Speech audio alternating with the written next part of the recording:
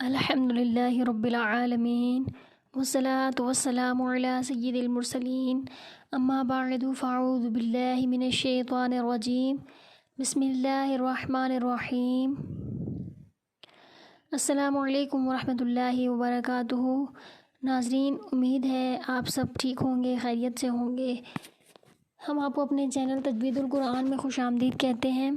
امید ہے آپ کو تمام پچھلے اسباق کی اچھے طریقے سے سمجھ آ گئی ہوگی۔ جتنا دیا سرکار نے مجھ کو اتنی میری اوقات نہیں، یہ تو کرم ہے آپ کا ورنہ مجھ میں کوئی ایسی بات نہیں۔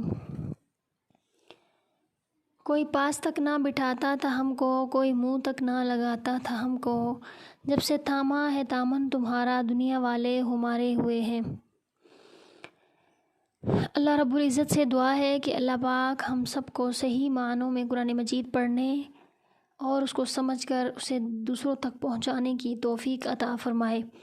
حضرت علی رضی اللہ تعالیٰ عنہ کا قول ہے کہ جس نے ایک حرف بھی پڑھا اس پر فرض ہے کہ وہ دوسرے تک پہنچائے۔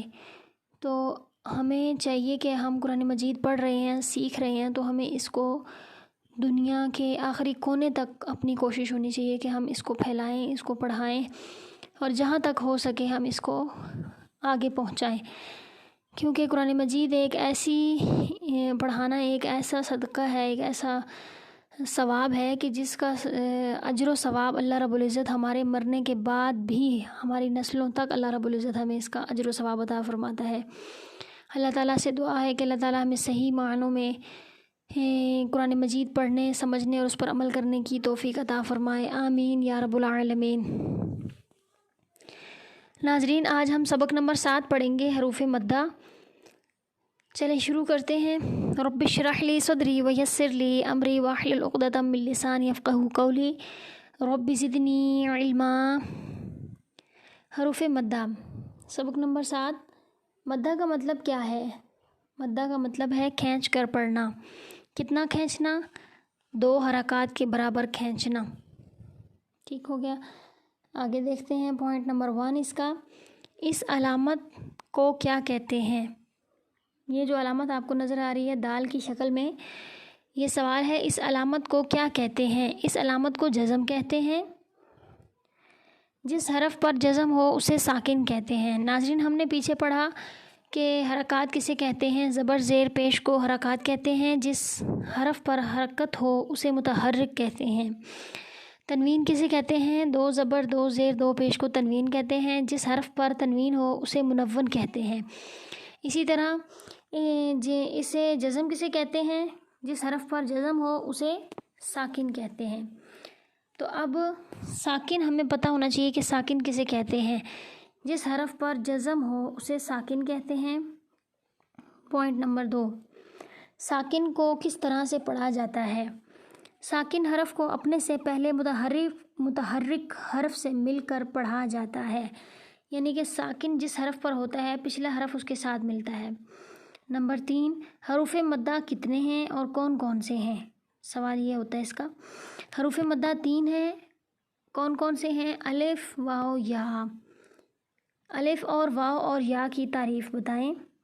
الف خالی سے پہلے زبر ہو تو الف مدہ ہوگا، جیسے با، الف زبر با۔ آگے دیکھیں، واو مدہ کیسے ہوگا؟ واو ساکن سے پہلے پیش ہو تو واو مدہ ہوگا، جیسے با واو پیش بو۔ یا ساکن سے پہلے زیر ہو تو یا مدہ ہوگا، جیسے با یا زیر بی۔ تو اس کو ہم کھینچ کر پڑھیں گے 2 حرکات کے برابر۔ ناظرین، آپ یہاں دیکھیں، آپ کو سمجھا دیتے ہیں۔ یہ الف خالی ہے، یہ آپ گرین کلر میں دیکھ رہے ہیں، الف خالی ہے۔ اس سے پہلے کسی بھی حرف پر زبر ہونا چاہیے، صرف با پہ نہیں، با پر، ثا پر، حا پر، دال پر، کسی بھی حرف پر زبر ہو تو الف مد ہوگا، اس کو ہم کھینچ کر پڑھیں گے۔ آگے ہم نے دیکھنا ہے واو ساکن ہونا چاہیے، پیچھے کوئی بھی حرف ہو سکتا ہے، با، تا، ثا، جیم، حا، خا، کوئی بھی حرف ہو، واو ساکن ہو، اس سے پہلے کوئی بھی حرف ہو اور اس کے اوپر کیا ہونا چاہیے؟ پیش ہونا چاہیے۔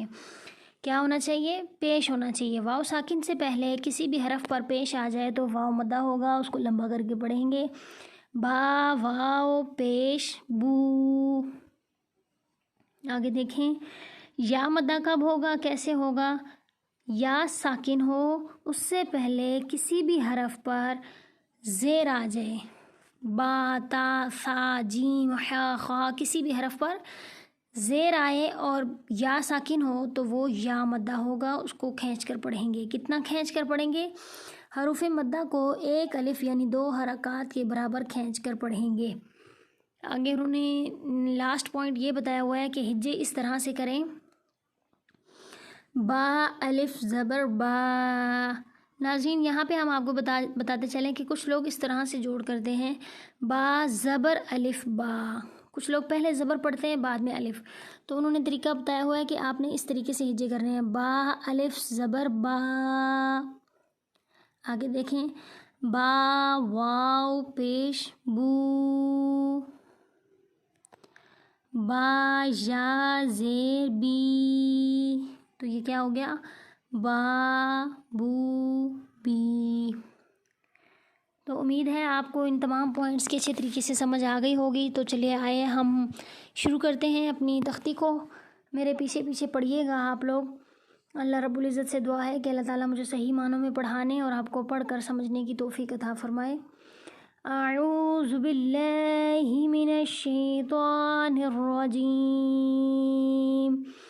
بسم اللہ الرحمن الرحیم. با الف زبر با.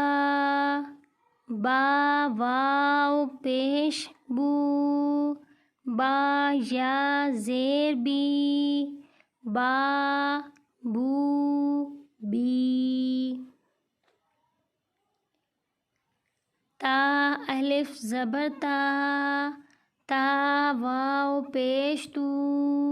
تا یا زیر تی. تا تو تی.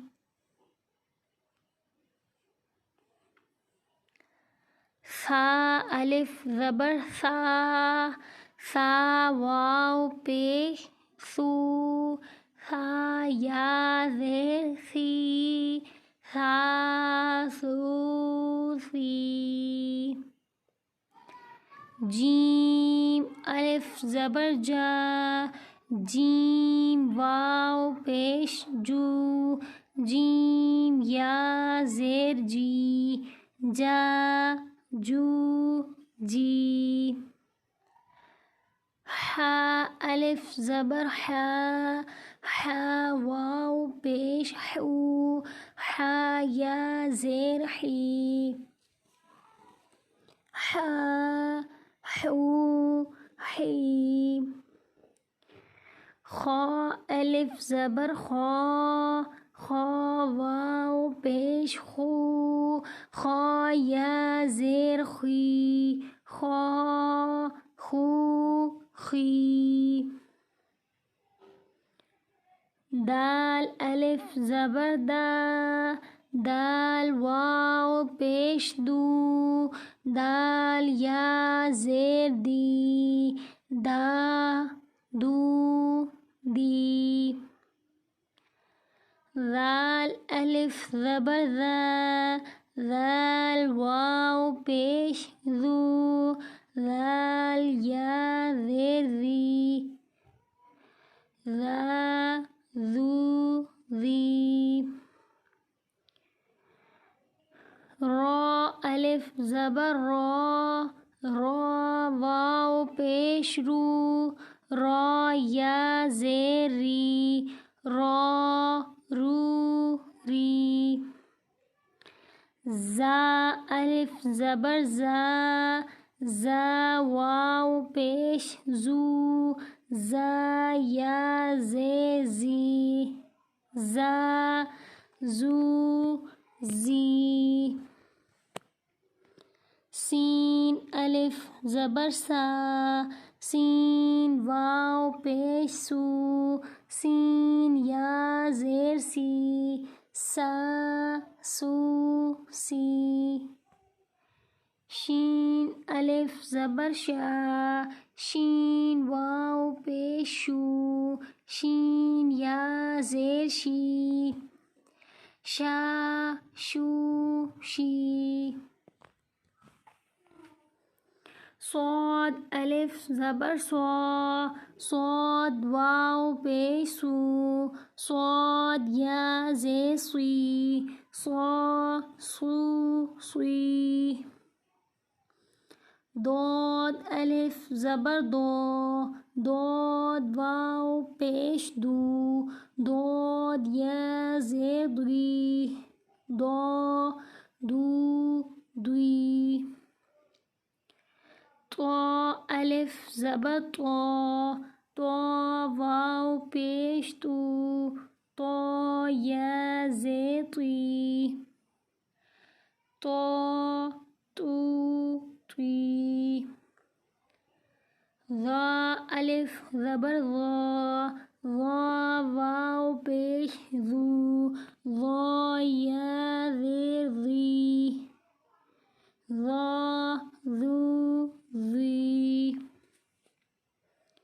عین الف زبر عا، عین واو پیش عو، عین یا زیر عی، عا عو عی.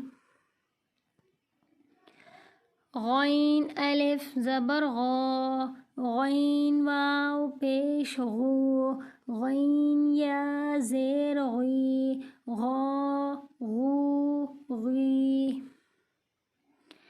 فا الف زبر فا، فا واو پیش فو، فا یا زیر فی، فا فو فی.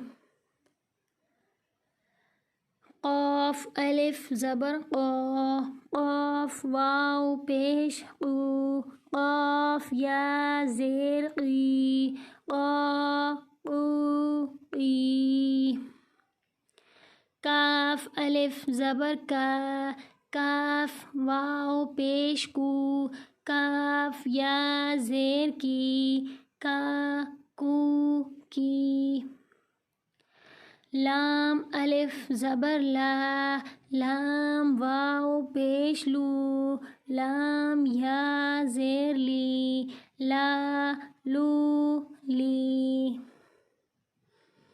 میم الف زبر ما، میم واو پیش مو، میم یا زیر می، ما مو می.